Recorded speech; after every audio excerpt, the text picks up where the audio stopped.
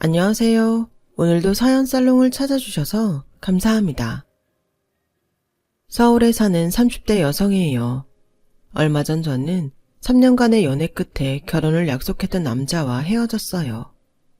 결혼을 앞두고 흔히들 겪게 되는 혼수 문제나 성격 차이는 아니었어요. 이유는 어이없게도 예비 시아버지 때문이었으니까요. 그동안 제가 몰랐던 예비 시아버지의 이중적인 모습을 우연히 알게 됐고, 그 사실을 안 이상 이 결혼은 안 되겠다는 결론에 이르렀거든요. 정확한 내막은 모른 채 파혼 소식만 접한 지인은 하나같이 그러더군요. 후회하지 않겠냐고요. 그런 마음이 없다면 거짓말이겠죠. 얘랑의 스펙이나 사람 됨됨이만 보면 지금껏 만나봤던 남자들 중 최상이고, 앞으로도 그런 사람을 다시 만나리란 보장은 없으니까요.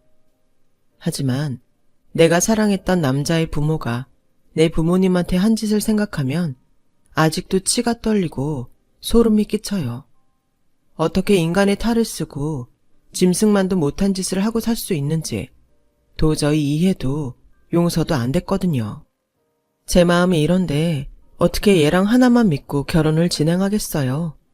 얘랑이 아버님과 연을 끊고 살겠다고 눈물로 호소를 하긴 했지만 부모 자식 관계를 끊으면서 하는 결혼이 온전히 유지될 수 있을 거라곤 생각 안 해요. 그러니 그럴 바엔 차라리 시작부터 않는 게 최선인 거겠죠. 지금은 서로 힘든 시간이 되겠지만 시간이 약이 되길 바랄 뿐이에요. 저희 아빠는 30년 넘게 공무원으로 일하시다 퇴직하셨어요. 급수가 높았던 건 아니고 동사무소 말단 공무원으로 시작해서 7급 때까지 동사무소에서 근무하셨어요. 저희 아빠는 출세와는 거리가 먼 분이시라 자신의 일에 만족하셨죠. 출세보다는 어려운 동주민들 보살피는 데 열혈이셨거든요. 그런 아빠 때문에 엄마는 여러모로 고생을 하셨어요. 특히 금전적으로요. 아빠는 사비를 털어 독거노인들이나 형편이 어려운 소년소녀 가장들을 몰래 돌보곤 하셨는데 그렇다 보니 집에 가져오는 돈이 늘 빠듯했어요. 그러니 아빠 때문에 엄마는 늘 악역을 도맡아 하셔야만 했죠. 여보, 언제까지 이럴 거예요? 가난은 나라님도 못 구한다는데 당신이 이런다고 뭐가 달라져요? 이달엔 제사도 있고 정윤이 특강비도 내야 하는데 이 돈으로 어떻게 한 달을 사냐고요. 어려운 사람 돕는 것도 좋지만 우리도 먹고 살아야 할 거 아니에요. 그럴 때마다 아빠는 엄마 눈치를 살피며 다음 달에는 월급 봉투 그대로 고스란히 가져오겠다고 약속했지만 어디까지나 말뿐이었어요. 다음 달에도 어김없이 엄마의 푸념은 이어졌으니까요. 상황이 이렇다 보니 동사무소를 찾는 사람들은 어려운 사정을 잘 알아주는 저희 아빠만 찾아댔고 그 바람에 아빠는 안 해도 되는 일까지 떠맡으며 업무가 끝난 후에도 온 동네를 누비며 민원 처리를 해야 했어요. 그러던 어느 날이었어요. 저녁상을 물리고 온 가족이 거실에 앉아 TV를 보고 있는데 밖에서 누가 대문을 두드리더라고요. 이 시간에 누군가 싶어 엄마가 현관문을 열었더니 웬 여자아이가 집 안으로 뛰어들어와선 아빠한테 도와달라고 울먹이지 뭐예요. 얼마나 다급히 달려왔는지 숨을 헐떡이면서 울먹이기까지 했어요. 그 모습에 아빠는 더 묻지 않고 점퍼를 걸쳐 입으시곤 아이와 함께 달려나가셨어요. 그리곤 12시가 다 돼서야 아이를 데리고 집으로 오셨더라고요. 그리곤 저보고 아이랑 같이 자라시며 엄마랑 안방으로 들어가셨어요. 할 수 없이 제가 자던 요에 베개를 하나 더 놓고 아이를 눕히려는데 아이가 한사코 싫다고 하는 거예요. 눈에는 눈물이 그렁해서는 방구석에 쭈그리고 앉아서 멍하게 있더라고요. 도대체 무슨 일이 있었길래 이러나 싶어서 아빠한테 물어보려고 안방으로 갔는데 방문 너머로 엄마랑 아빠가 나누는 얘기 소리가 들리더라고요. 애 아빠는 애가 태어나기도 전에 사고로 죽었고 애 엄마 혼자 애를 키우다 도저히 안 되겠던지 친정에 애를 버리고 갔더라고. 팔순 노모가 폐지를 주워가며 혼자 외손녀를 키우셨는데 형편이 말이 아니라서 종종 들여다보곤 했어. 아까 애를 따라 집에 가봤더니 어르신이 숨을 안 쉬시더라고. 응급실에 도착했을 땐 이미 세상을 떠나신 후였고 연락되는 가족도 없고 어쩌겠어. 저 어린 걸 혼자 집에 두고 올 수도 없고 말이야. 미안하지만 당신이 수고 좀 해줘. 내가 내일 출근하는 대로 애가 머물 수 있는 곳을 알아볼게.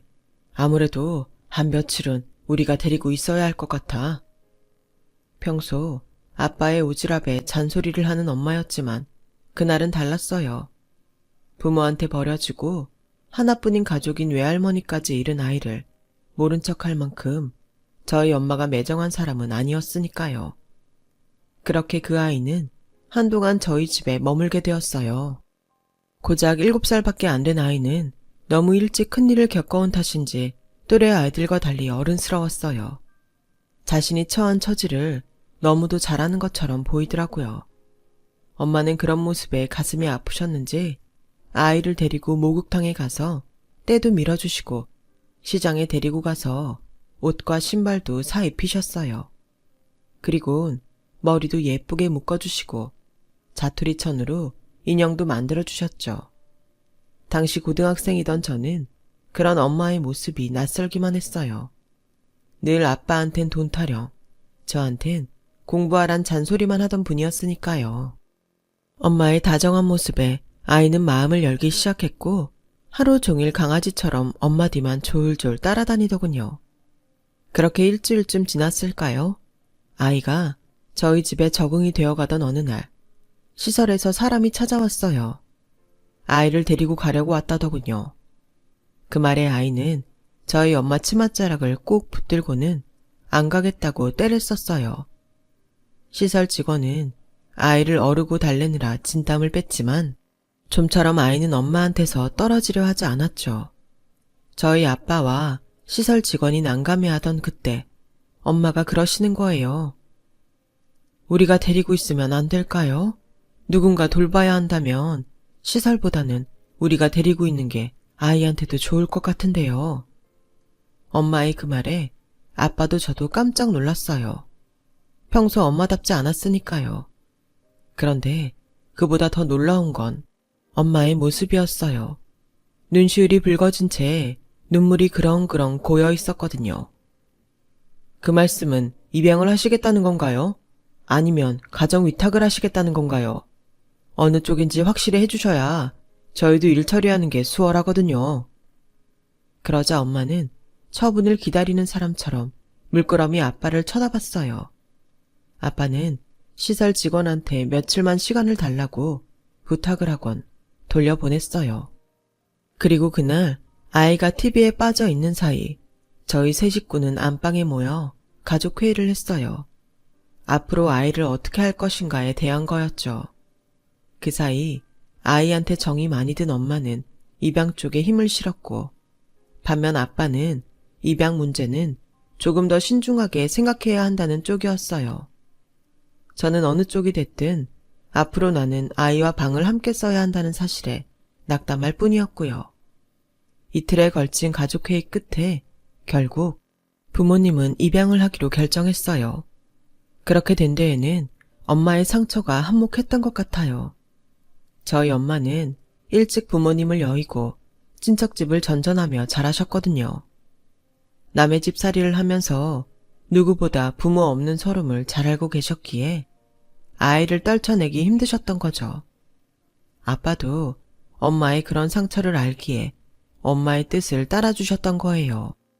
그렇게 저는 생각지도 않게 9살 어린 여동생을 갖게 되었어요. 솔직히 기대보다는 걱정이 앞서더군요. 친구 중에 늦둥이 동생이 있는 애가 있는데 그 친구를 보면 늘 엄마 대신 첫째인 친구가 동생을 키우다시피 하며 살았거든요. 평일이고 주말이고 할 거 없이 동생 뒤치다꺼리를 하느라 친구들과 놀 시간도 없었어요. 제가 그 꼴이 될까봐 지레 겁부터 났어요. 이런 제 마음과 달리 부모님은 입양을 결정하신 이후로는 다른 걱정 없이 어린 딸의 애교에 빠져 사시는 것 같았어요. 잔소리가 많던 엄마는 상냥하게 변했고 퇴근한 지 한참이 지나서야 지친 몸으로 집에 오시던 아빠도 칼퇴근을 할 정도였거든요. 거기다 두 분 다 저보다 더 활기차 보이시고 미소가 끊이지 않았어요. 얼떨결에 생긴 늦둥이에 제2의 신혼을 맞으신 것처럼요. 사춘기를 넘어서 무뚝뚝해진 고등학생 딸만 키우다가 다시금 육아의 기쁨을 느끼니 그렇게 된 것 같았어요. 그런 부모님의 변화를 생각하면 어린 동생의 등장이 꼭 나쁜 것 같지만은 않았어요. 거기다 처음에는 동생 때문에 제가 피해를 보지 않을까 생각했는데 시간이 지나면서 오히려 그 반대가 되기도 했고요. 대학을 졸업하고 취업을 앞둔 저는 마침 제 전공을 살려 일할 수 있는 회사에 취직하게 되었는데 하필 그게 지방에 있는 거라서 부모님의 곁을 떠나야 했거든요. 만약 집에 동생이 없었다면 부모님이 딸이 떠난 집에서 무척이나 적적해 하셨겠지만 동생 덕분에 그런 걱정을 조금이나마 덜 수 있었어요. 저도 어깨의 짐을 덜 수 있었고요. 난생 처음 타지에서 독립해 살게 된 저는 두려움보다는 설렘이 컸어요. 동생이 집에 들어온 이후로 줄곧 동생과 한 방을 쓰다가 혼자 온전히 내 방을 쓰게 되니 그렇게 좋을 수가 없었거든요. 커튼도 내 마음대로 정할 수 있고 방 인테리어도 제 취향에 맞게 꾸밀 수 있었으니까요. 수시로 내 물건에 손대는 동생과 싸울 일도 없어서 무엇보다 좋았어요. 그렇게 꿈에 그리던 독립생활을 만끽하던 저는 입사하고 3년쯤 지나 지금의 얘랑을 만나게 되었어요. 남자친구는 그 지역 토박이로 서울에서 대학을 다니던 시절 외엔 부산에서 나고 자란 사람으로 대학 졸업 후 회계사 시험에 합격해 고향인 부산에 내려와 회계사 사무실에 다니고 있었어요. 아버님이 사업을 하시는데 워낙 발이 넓으셔서 그 덕을 보고 있다더라고요. 사귄 지 2년이 넘었을 무렵 집에 초대를 받아 간 적이 있었는데 엄청 넓은 정원이 딸린 대저택에 살고 있더라고요. 아버님은 사업차 전국을 다니셔야 했기에 집을 비우는 날이 많으셨고 그날도 일 때문에 서울에 계시느라 만나 뵐 수는 없었어요. 그래서 어머님과 셋이서 식사를 하고 마당 잔디밭에 놓인 테이블에서 차를 마시며 담소를 나눴는데 찻잔 세트와 스푼, 디저트로 나온 파이까지 지금껏 한 번도 써본 적이 없는 고가의 것들이었어요. 백화점 진열대에서나 봤지 실제로 이런 걸 먹고 쓰는 사람은 처음이라 내심 많이 놀랐어요. 진짜 부자는 지방에 더 많다더니 그 말이 틀린 말이 아니더라고요. 워낙 오랜 시간 불을 쌓고 살아서 그런지 얘랑도 어머님도 몸에 부티가 배어있는 것 같았어요. 어떤 상황에서도 크게 당황하지 않고 행동에 자연스러움이 묻어 있었거든요. 저희 집 사는 모습과는 천지 차이로요. 우린 택시를 탈 때도 요금이 얼마나 나올지 긴장하기 일쑤고 신호에 걸려 정차할 때마다 요금 걱정을 하거든요. 그런 면에서 돈이 주는 인생의 평온함은 꽤 큰 것 같았어요. 그런데 어머님은 그런 안락하고 평안한 삶이 그리 만족스럽지만은 않은 것 같았어요. 적어도 제 눈에는 말이죠. 복닥거리고 사는 저희 집 얘기를 들으시곤 부러워하시는 걸 보니 그런 것 같았거든요. 우린 온 가족이 둘러앉아 밥을 먹어본 게 언제인지도 모를 정도예요. 우리 집 양반이 버려놓은 사업이 워낙 많아서 집에서 지내는 날보다 밖에서 보내는 날이 더 많거든요. 우리 준영이가 서울 직장도 마다하고 여기 내려와 있는 것도 따지고 보면 다 나 때문이에요. 어릴 때부터 일 때문에 바쁜 아빠를 대신해서 엄마를 보살펴온 기특한 아들이거든요. 어쩔 땐 남편보다 더 의지가 되곤 해요. 부잣집 고명딸로 태어나 평생 손에 물 한 번 안 묻히고 살아온 어머님은 선천적으로 심장에 안 좋으셔서 수십 년간 투병 생활을 하고 계셨어요. 친정아빠가 하시던 사업을 남편이 물려받은 이후로는 일이 바빠서 집을 비우는 날이 많았고 남편을 대신해 아들이 빈자리를 채우고 있었죠. 그런 상황을 모르는 사람들은 얘랑을 마마보이라고 폄하기도 했지만 제 눈에는 그저 아픈 어머니를 돌보는 착한 아들로 보일 뿐이었어요. 저라도 그렇게 했을 테니까요. 멀리서 보면 행복해 보이는 가정도 가까이서 들여다보면 불행이 보인다고 예비시댁도 그런 것 같았어요. 돈 때문에 늘 곤란한 우리 집이나 돈이 많아도 가족이 단란한 식사조차 못하는 얘랑집이나 각자의 불행은 분명히 존재했으니까요. 당시 저희 집은 몇 년 전부터 아빠의 퇴직금에 약간의 대출금을 합해 집 근처에서 치킨집을 하고 있었어요.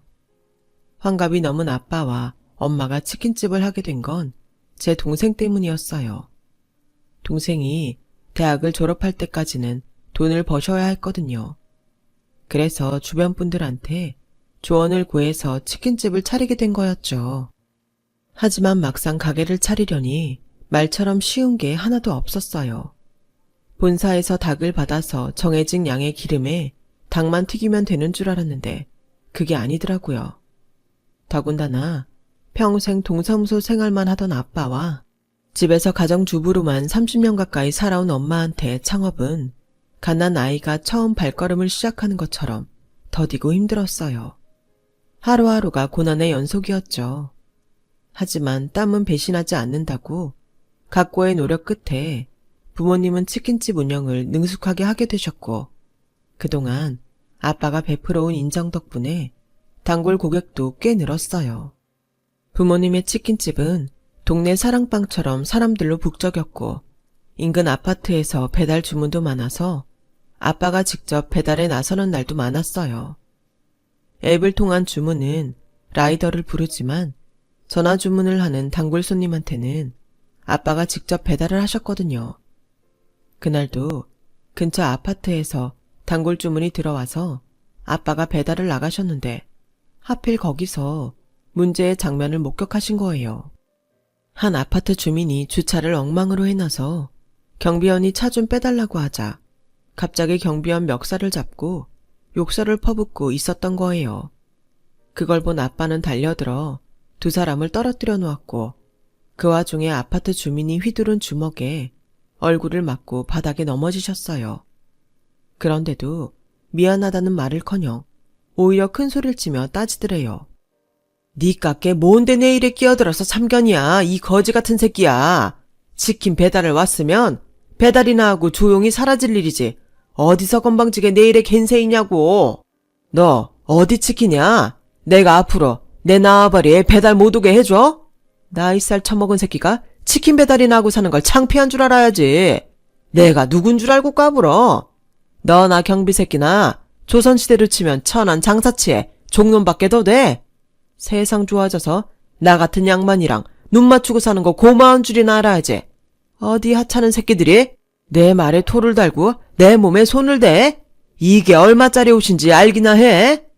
에잇, 양반자를 다시 부활하든 해야지. 천박한 쌍놈들이랑 섞여 살려니 가오구겨져서 못 살겠네. 퇴! 그 말에 아빠는 참다 못해 한마디 하셨어요. 이보세요. 누가 상놈이고 누가 양반이란 겁니까? 돈 좀 있으면 양반이고 돈 없으면 상놈이다 이겁니까? 뭘 모르는 모양인데 조선시대의 대부분의 거부는 양반이 아닌 거상, 즉 상민이었습니다. 그렇게 잘난 척 하시는 분이 그것도 몰랐습니까? 그리고 바르고 좋은 우리말 두고 왜 가오, 겐세이, 나아바리 같은 일본어를 사용하십니까? 상대한테 종놈이니 상놈이니 함부로 말하는 걸 보니 그리 교양이 있는 분 같지는 않아 보이는데 돈 자랑만 하지 마시고 앞으로는 인격 수양에 힘쓰는 게 좋겠습니다. 아빠의 따끔한 일침에 싸움 구경하던 아파트 주민들은 웃음을 터뜨렸어요. 그러자 화가 난 남자는 씩씩거리며 차를 타고 아파트를 빠져나갔어요. 그런데 사건은 그 일이 있고 얼마 뒤 연이어 일어나고 말았어요.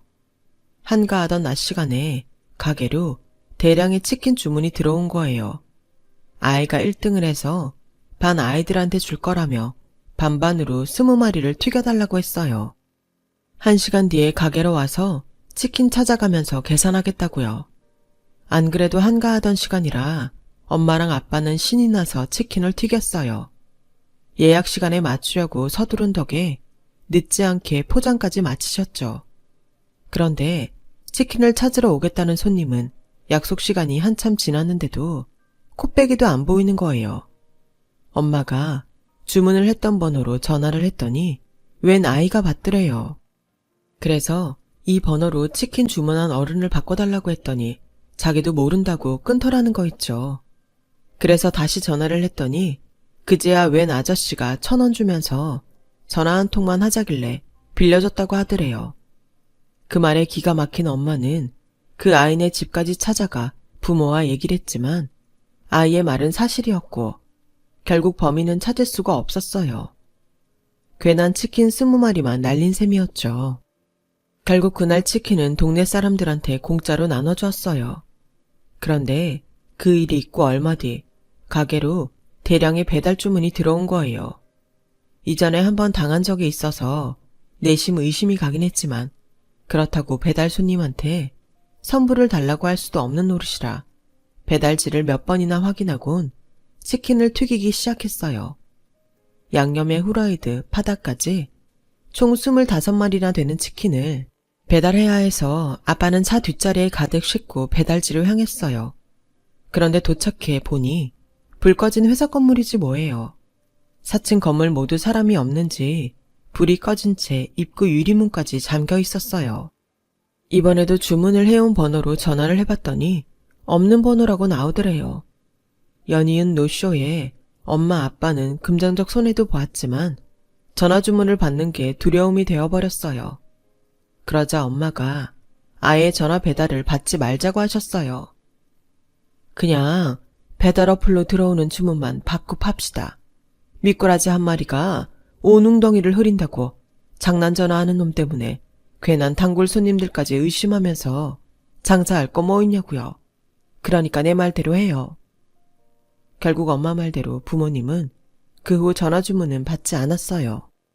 그 바람에 단골 손님들 중 연세가 있으셔서 배달 어플을 못 쓰시는 분들의 불만이 이만저만이 아니었죠. 그 모습을 본 동생은 범인 하나만 잡으면 끝날 일인데 왜 괜한 고생을 하냐면서 지 나름대로 범인 색출에 나섰어요. 먼저 아빠를 모시고 인근 파출소에 찾아가 피해를 신고했고 범인한테 휴대폰을 빌려줬다는 아이를 설득해 그 장소를 확정지었죠. 그리곤 증언에 따라 그 시각 인근 지역 CCTV를 확인해 범인의 모습은 확인할 수 있었지만 안타깝게도 카메라 각도상 얼굴이 가려져서 얼굴을 확인할 수는 없었어요. 그런데 그 순간 화면을 뚫어지게 보던 아빠가 그 사람이 올라탄 차를 보고는 기억을 떠올린 거예요. 바로 인근 아파트에 배달을 갔다가 말싸움을 한 그 남자였어요. 아빠는 당장 아파트로 달려가 경비원한테 그날 자신과 싸웠던 사람이 그 아파트 주민인지 확인했고 차량 등록은 되어 있지 않지만 일주일에 2, 3일은 오더라는 얘기를 들을 수 있었어요. 꼬리를 잡은 아빠는 마치 잠복수사를 하는 형사처럼 아파트 입구에서 뻗치기를 시작했어요. 그리곤 드디어 범인과 마주하게 되었죠. CCTV에 찍힌 사진을 들이밀며 노쇼 사건에 대해 추궁하자 남자는 오히려 무고죄로 고소하겠다고 으름장을 놓았어요. 철없는 어린애 말만 듣고 사회적 위치가 있는 자신을 사기꾼 취급한다면서요. 사람 잘못 봤어. 내가 이번 일 그냥 넘길 줄 알아? 내 회사 고문 변호사 불러서 법적 대응할 테니까 당신 소장 올 때까지 입 닥치고 기다려. 냄새나는 닭 팔아먹고 사는 주제에 어디서 감히 나한테 덤벼. 네가 뭘 모르는 모양인데 이 나라는 돈 있으면 있는 죄도 없는 게 되는 나라야. 그걸 아셔야지. 그깟 닭 팔아서 변호사 선임은 할 수 있을지 모르겠네. 딱 잡아떼며 법적 대응을 한다는 말에 아빠는 힘 한번 못 써보고 그대로 집으로 돌아오셨어요. 사실 그때까지만 해도 저는 우리 집에 이런 일이 있었는지도 몰랐어요. 회사 일에 결혼 준비까지 하느라 너무 바빠서 부모님 댁에 한 달 넘게 가보지 못했거든요. 거기다 부모님도 제가 걱정을 할까봐 동생한테도 이 일은 절대 언니한테 알리지 말라고 신신당부하셨고요. 그렇게 시간은 흘러 제 결혼에 앞서 상견례를 하게 되었어요. 예비 시어머니 몸 상태를 고려해 저희 가족이 부산으로 내려오시겠다고 하셔서 부산에 있는 1, 2 호텔에서 상견례를 하게 되었죠. 어머님은 당신 때문에 저희 부모님이 먼 길 오시게 됐다며 죄송하다고 그 호텔에 방까지 잡아주셨어요. 오신 김에 하루 주무시고 부산 구경도 하고 올라가시라고요. 덕분에 난생 처음 인류 호텔에서 투숙을 하게 된 저희 가족은 들뜬 마음에 노쇼 사건은 잊을 수 있었어요. 그런데 상견례 날 일이 벌어진 거예요. 원수는 외나무 다리에서 만난다더니 노쇼 사건의 범인을 상견례장에서 만나게 됐지 뭐예요. 그날 처음 얼굴을 뵐 수 있었던 예비 시아버지가 바로 그 사건의 범인이었던 거예요. 아빠는 예비 사돈의 얼굴을 보자마자 한숨을 쉬셨고 그건 예비 시아버지도 마찬가지였어요. 오히려 자신이 더 길길이 날뛰며 화를 내곤 욕설까지 퍼부어댔죠. 이런 연병알 사돈이라는 인간이 저것들이냐? 아이고 세상에 어디 데려올 여자가 없어서 저런 거지 같은 집구석 딸내미를 데려와. 천박하게 닭 잡아 팔아먹고 사는 인간들이랑 어떻게 사돈을 맺으라고 데리고 왔냐고. 너 정신이 제대로 박힌 놈이냐? 난 저것들이랑은 절대 사돈 못한다. 아이고 우리 집이 좀 산다고 하니까 식구들까지 끌고 여기까지 내려온 모양인데 난 거지 새끼한테 동냥 줄 생각 일절 없으니 좋은 말 할 때 내 눈앞에서 사라져. 별 거지 같은 것들이 열받게 하네. 당장 네 식구들 데리고 안 꺼져. 뭐요? 당신 말 다 했어? 거지 새끼? 우리가 왜 거짓입니까? 내가 언제 그쪽한테 돈을 달라고 했습니까? 밥을 달라고 했습니까? 나도 그쪽이 사돈 될 사람인 줄 알았다면 이 결혼 진작에 허락 안 했을 겁니다. 하는 말이고 자신의 인품이라고. 그쪽처럼 인품이 형편없는 사람은 나도 사돈하기 싫다고요. 거기다 지 마음에 안 든다고 뒤에서 남의 영업장에 장난 전화해서 손에 입히는 인간이랑은 더더욱 엮이고 싶지 않다고요. 자식들 앞이라 더는 말 안 하겠으니 그쪽도 그만하는 게 좋을 겁니다. 웃기고 자빠졌네. 뭔 말을 안 해? 네가? 왜? 할 말 있으면 다 해보라고. 어차피 거지 같은 집구석이랑은 다시 볼 일도 없으니까. 왜? 말하라니까. 입이 안 떨어지냐? 그때 예비 시아버지는 저희 아빠의 충고대로 입을 닫았어야 했어요. 아니, 적어도 저희 아빠를 자극하지는 말았어야 했던 거죠. 그래, 그렇게 원하니 내 말 하리다. 그쪽이 휴대폰 빌려줬다는 애가 땡땡 아파트 1703호에 사는 애 맞죠? 처음엔 그 애 엄마도 그렇고 당신이랑 모르고 사는 사이라고 딱 잡아떼서 몰랐는데 아랫집 아줌마가 그럽디다. 그 애가 그 집 여자랑 댁 사이에서 난 자식이라고. 층간소음 문제로 그쪽이랑 몇 번이나 얼굴 붉히고 싸워서 그런가 댁내 집안 사정에 대해 훤히 꿰고 있습디다. 본처 죽으면 혼인신고한다고 벼르고 있다고 하던데 그 사실을 부인께서도 알고 계시는지 궁금하네요. 참, 그리고 이거 하나만은 똑똑히 알아뒀으면 합니다. 소송은 그쪽이 아니라 내가 걸 겁니다. 그쪽 때문에 입은 내각의 피해 보상은 물론 떠밀려 입은 상처에 대한 치료비, 당신한테 이유 없이 들었던 막말에 대한 정신적 피해 보상까지 하나도 빠짐없이 받아낼 테니까 각오하세요. 그리고 인생 그따위로 사는 거 아닙니다.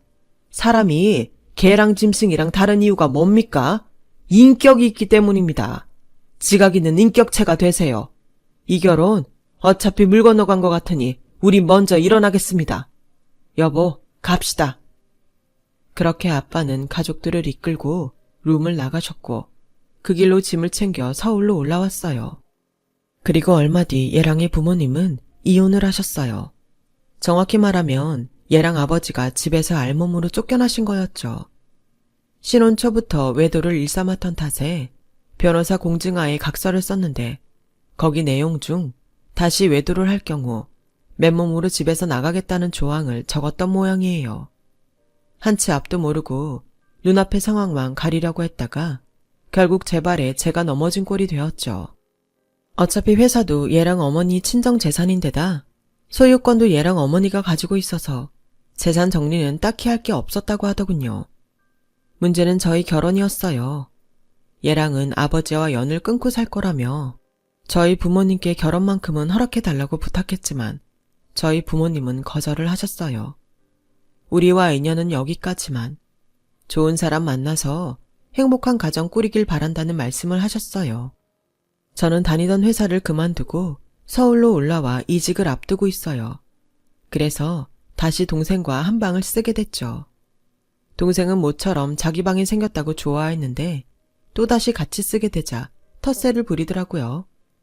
그렇게 우리 자매는 여느 자매들처럼 싸움도 하고 때론 친구처럼 고민을 나누면서 지내고 있어요. 어쩌면 지금 이 순간이 돈으로도 바꿀 수 없는 행복한 순간일지 모른다는 생각을 하면서요. 그럼 비록 돈은 없지만 사람 냄새 나는 우리 집 사연을 마칩니다. 지금까지 제 사연을 들어주셔서 감사합니다. 사랑하는 가족과 건강하고 행복하세요. 여러분, 사연 댓글에 응원과 현명한 조언 부탁드려요. 좋아요와 구독은 저에게 큰 힘이 됩니다. 오늘도 좋은 일 가득하세요.